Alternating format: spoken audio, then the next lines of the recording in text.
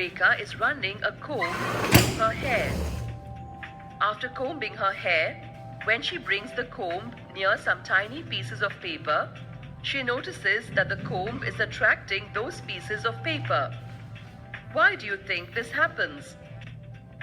This happens because when the comb is rubbed with hair, electrons get transferred from the hair to the comb, by which the comb gets electrically charged and hence attracts the bits of paper.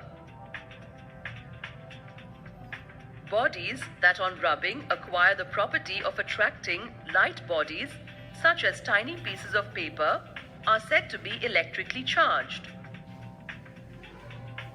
When these charges are not allowed to flow, then they are called static electric charges or static electricity. The branch of electricity in which we study the properties of bodies electrified due to the stationary charges is called electrostatics. Static electricity is produced by friction. It is only due to friction that the paper bits are attracted towards the comb. Let us now understand how a body gets charged by friction. Objects made of substances such as glass, plastic, ebonite, amber, nylon, hard rubber, etc., when rubbed with wool, fur, or silk, acquire electric charge. Such an object can be referred to as charged and attracts small pieces of paper, leaf, or cork obtained from the bark of a tree. The cause of these charges is friction. Let us understand the concept further with the help of examples. For this experiment, you need to take a dry comb and bring it near bits of paper. What do you observe? You will observe that the comb does not cause any movement in the bits of paper. This is because the comb is not charged.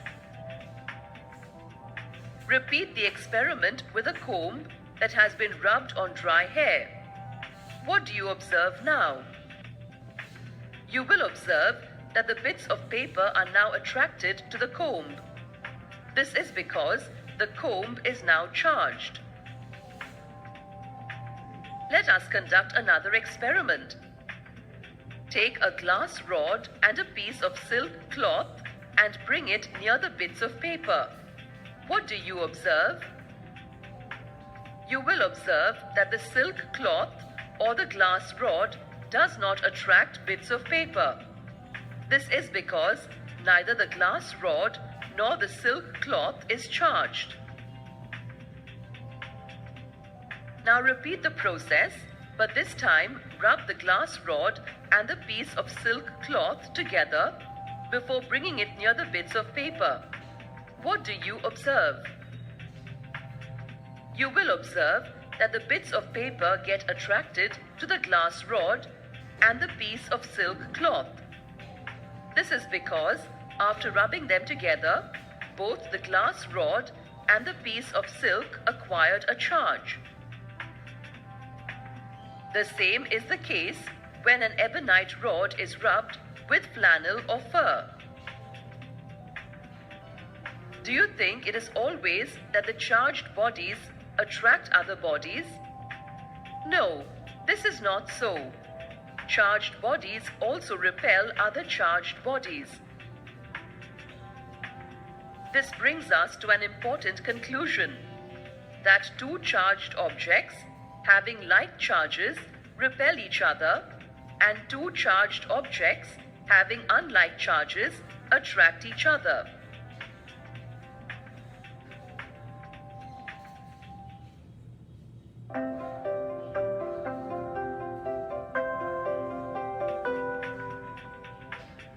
How will you test whether a body is charged?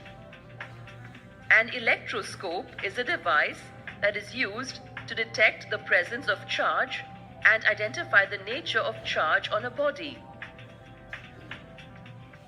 Let us understand the pith ball electroscope.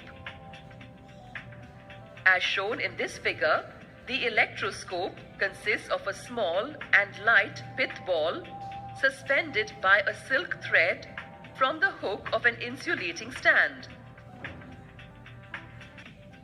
It is important to first charge the pith ball electroscope. To charge the pith ball electroscope positively, a glass rod rubbed with silk is touched to it, while to charge it negatively, an ebonite rod rubbed with fur is touched to it. To detect the presence of charge on a body, say A, the given body is brought near an uncharged pith ball electroscope. This should be done in a way that there is no contact between the two. Then the movement of the pith ball is observed. If the pith ball moves towards the body, touches the body, and moves away, then the body is charged. However, if the ball doesn't move, then the body is not charged. Another type of electroscope is the gold leaf electroscope. This electroscope is used to detect the presence of weak charges. It consists of two gold leaves at the lower end of a brass rod. The presence of charge is detected by touching the object to the brass disc. If the body is charged, then the leaf diverges. If the body is uncharged, then the leaf doesn't diverge.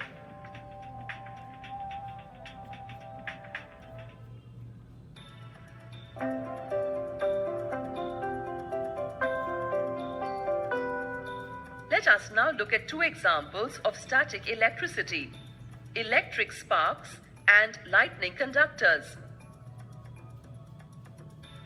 How do electric sparks occur?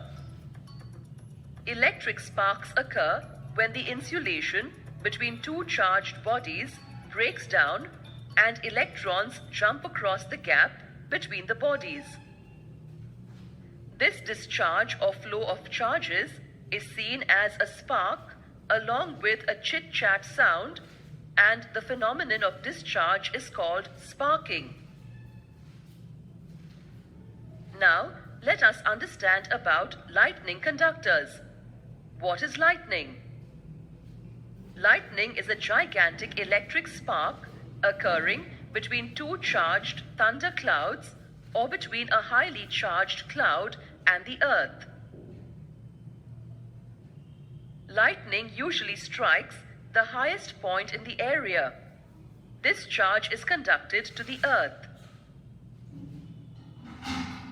When lightning strikes, how can we protect the residential buildings located at the highest point? Lightning conductors are used to protect a building from being damaged by lightning. The lightning conductor is a thick copper strip fitted against an outer wall of the building. The upper end of the strip has sharp spikes on it and projects above the roof of the building.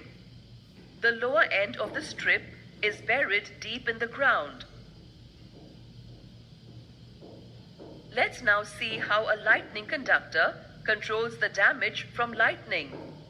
When a negatively charged cloud passes directly above the building, it induces a strong positive charge on the spikes.